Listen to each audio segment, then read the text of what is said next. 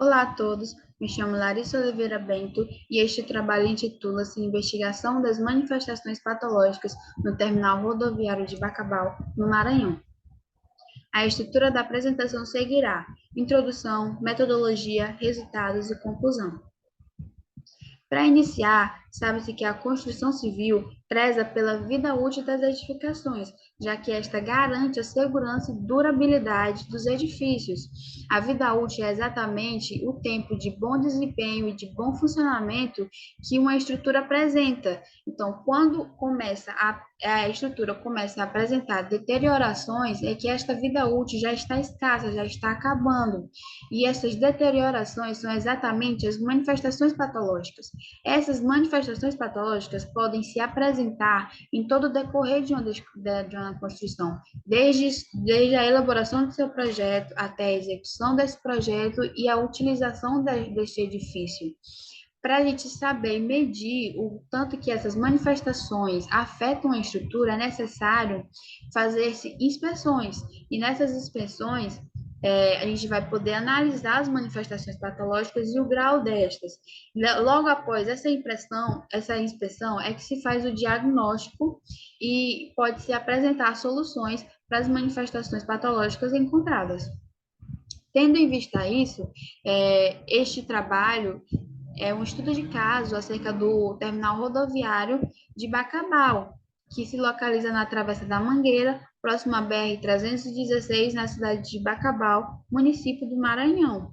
Esse prédio já possui mais de 45 anos e o sistema construtivo dele é de concreto armado, juntamente com a alvenaria de vedação. Seus elementos estruturais são de concreto armado, seu telhado é de fibra-cimento pintado e suas paredes de alvenaria de vedação convencional.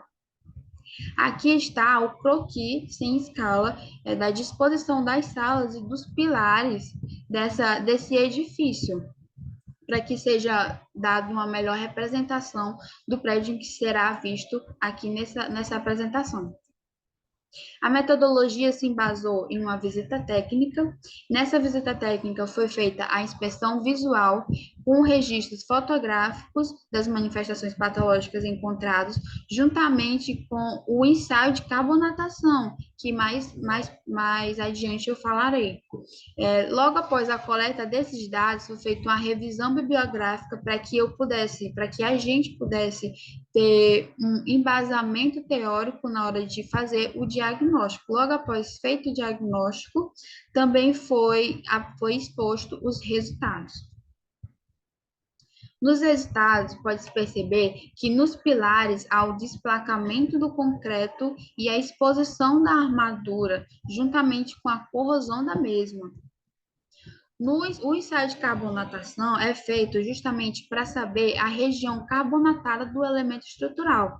Esse ensaio de carbonatação, ele é feito a partir de um produto chamado fenolftaleína. Essa fenolftaleína é feita a aspersão dela na região do elemento estrutural em que se quer saber a região carbonatada, e se caso nessa aspersão haja uma reação incolor, quer dizer que naquela região está carbonatada. Caso haja uma reação de cor rosada, aquela região não está carbonatada. No nosso ensaio, escolhemos primeiramente uma região do pilar na base, demolimos esse pilar, a superfície desse pilar até encontrar a armadura e depois foi feita a aspersão da fenolftaleína. Foi encontrado, então, uma reação incolor.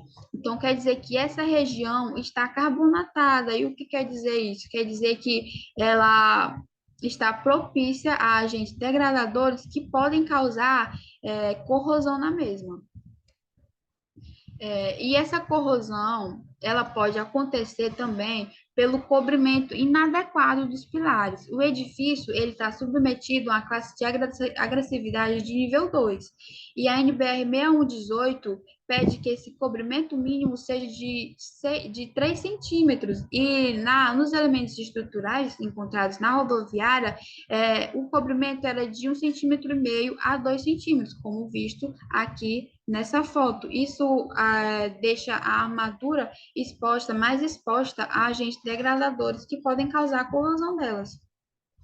Nos pilares também foi o desplacamento dos pilares, além de ter sido ocasionado pela corrosão, também pode ter sido ocasionado pela má qualidade do concreto. Quando esse concreto ele é lançado de elevadas alturas, ele chega já na base dele, pode ocorrer a segregação da mistura.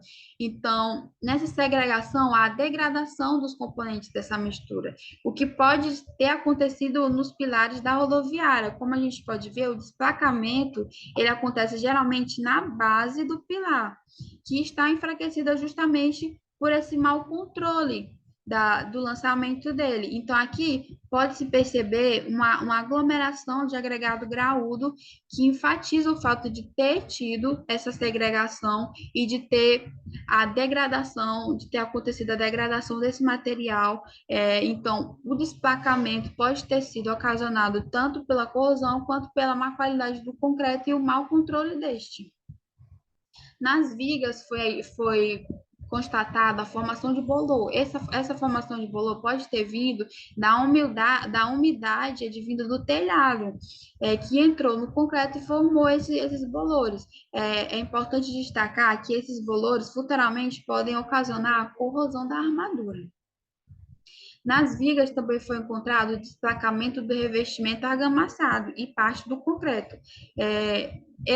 A causa desse desplacamento pode ter sido tanto pela má aderência do revestimento quanto pela má qualidade dos materiais. No telhado foi constatado uma umidade elevada que trouxe o desgaste da pintura da telha de fibrocimento, juntamente com a formação de bolor por toda ela. Isso pode ter acontecido justamente por falta de manutenção. Além da falta de manutenção, também pode ser constatado e levado em consideração que esse material é antigo. Na alvenaria, houve o desplacamento do revestimento também.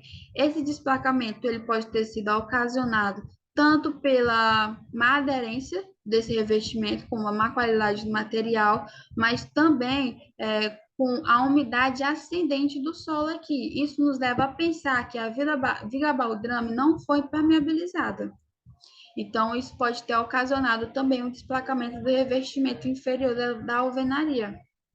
Também foi constatada a formação de bolores, que pode ter sido causada justamente pela falta de impermeabilização nas vigas baldrame, o que causa uma umidade ascendente do solo aqui. Aqui há o mapeamento das manifestações patológicas, onde em roxo está a armadura exposta, em vermelho o desplacamento do concreto, em verde o desgaste da pintura e do revestimento, e em marrom a formação de bolores. Como se pode ver, o que mais se encontrou foi a formação de bolor e o desplacamento do concreto. Isso afeta diretamente na vida útil da construção e na segurança dos cidadãos que passam por esse edifício diariamente. Para concluir, sabe-se que as principais manifestações patológicas foram encontradas nos elementos estruturais da edificação, onde tanto as vigas quanto os pilares encontram-se com desplacamento. O telhado, além disso, o telhado e as alvenarias apresentam pontos de infiltração e formação de bolor e desgaste da pintura. Então, mediante essas análises, o que foi visto e a inspeção realizada, pode-se destacar que os processos erosivos nos elementos estruturais e a escassez de manutenção da edificação colaboraram para a redução da segurança e mostram a necessidade de grandes e onerosos reparos. Além disso, destaca-se que o terminal rodoviário de Bacabal necessita manter um plano de ação periódico de manutenção para certificar a integridade e a durabilidade da mesma. E obrigada pela atenção.